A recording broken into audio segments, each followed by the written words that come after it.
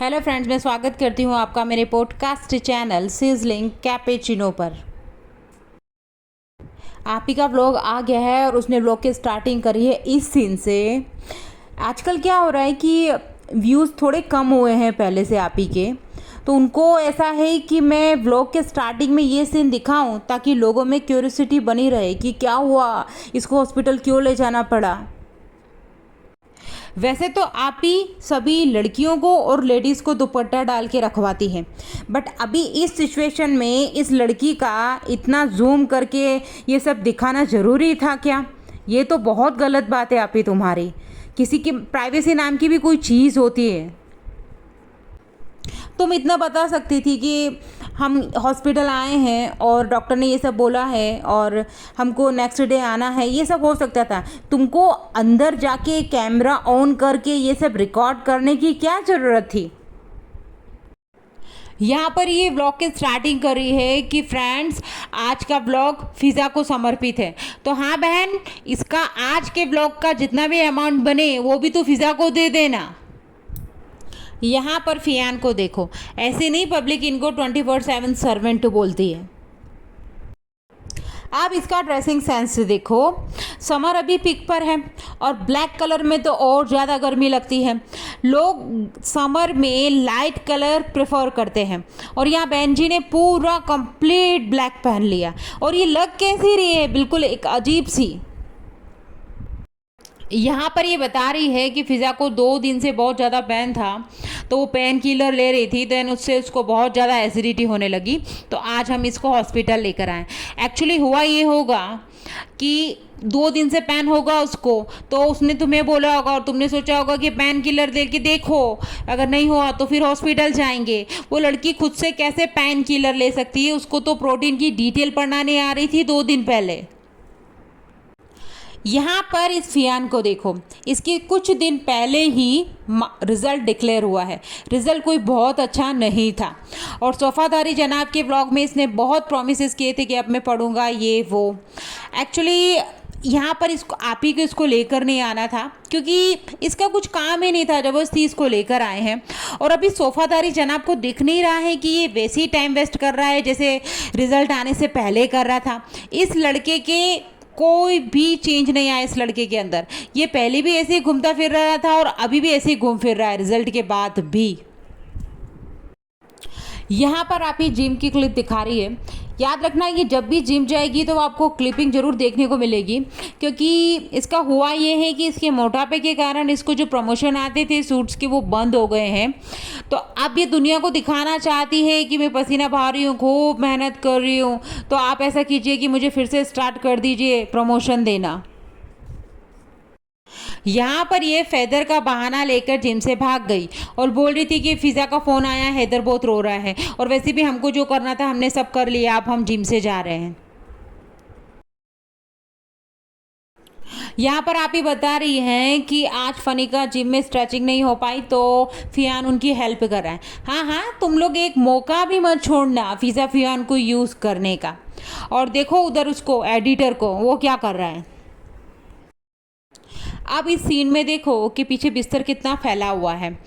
Rule ये कहता है कि जब आप बिस्तर यूज़ नहीं कर रहे तो उसको फोल्ड करके कॉर्नर में रख दो, बट इनके यहाँ पर ये सब फैला रहता है। अरे फोल्डिंग करने में कितना टाइम लगता है। यहाँ पर आप ही बोल रही हैं कि पैथोलॉजी बोलो लेब बोलो क्या फ़र्क पड़ता है, एक ही है। हाँ ठीक है, पैथोलॉजी लेब एक ही है। और फिर ये बोल रही थी कि डायग्नोसिस सेंटर हम आए हैं। अरे बहन, पैथोलॉजी लेब मीन्स जहाँ पर आपका यूरिन सैंपल दिया जाता है, ब्लड सैंपल दिया जाता है और फिर उस टेस्ट की रिपोर्ट आती है। डायग्नोसिस सेंटर वो होता है जहाँ पर आपका एमआरआई होता है, सीटी स्कैन होता है, एक्सरे होता है, ये सब होता है। आप ही तुम कुछ तो सोच कर बोला करो। यहाँ पर ही बोल रही है कि हम कार से नहीं आ पाए इसलिए हम ऑटो से आए हैं। अब तुम्हारे भाई भाभी के पास 2 कार है, तुम लेकर आ सकती थी एक कार, बट अब बता ही दो आप ही कि क्या घर में चल रहा है, कब तक ऐसे छुपाओगे। यहाँ पर ये लोग बोल रहे हैं कि हम हिजाब की शॉपिंग करने लग गए क्योंकि हिजाब अच्छे कलरफुल थे, तो हमने सोचा कि यहाँ से थोड़ी परचेसिंग कर लेते हैं। आप ही वो लड़की जो है ना तुम्हारे साथ फिज़ा, वो पेन में है, उसको बहुत ज़्यादा पेन हो रहा है।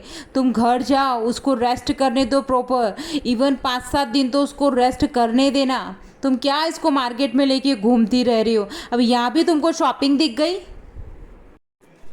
यहाँ पर आप ही बोल रही हैं कि अम्मी कुछ रीड कर रही हैं, जो लोग दुनिया से चले गए हैं उनकी सलामती के लिए।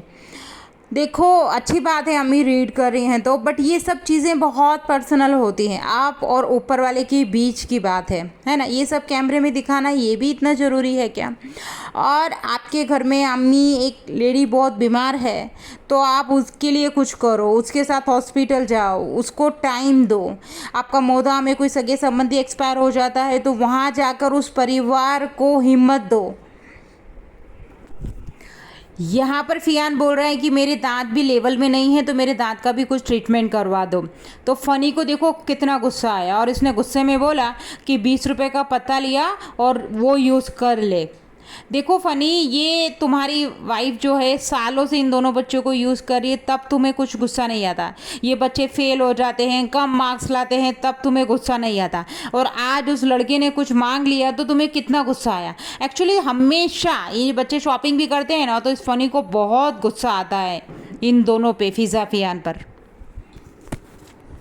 अब यहाँ पर आप ही बोल रही हैं कि आजकल के बच्चों को बहुत ऐसा शौक होता है कि हमारी स्माइल जो है परफेक्ट दिखे। हाँ हाँ, आप ही, आपको भी आज से 15 साल पहले बहुत शौक था, आपकी भी दोनों आईब्रो मिली हुई थी, आपके भी दांत में गैप था, वो तो सब तुम्हारी भाभी ने करवाया। आजकल के बच्चों का नाम मत लो, तुमको भी बहुत शौक था, है ना। और यहाँ पे ये पूछ रही है कि ब्रेसलेट्स लगवाएं कि लाइनर लगवाएं, हमारा इतना कॉस्टली आएगा और हमारे पैसे वेस्ट नहीं हो जाएंगे। अरे आप ही, ये लड़का जितना तुमको काम करके देता है ना, तो तुम अच्छे से अच्छा करवाओ इसके लिए।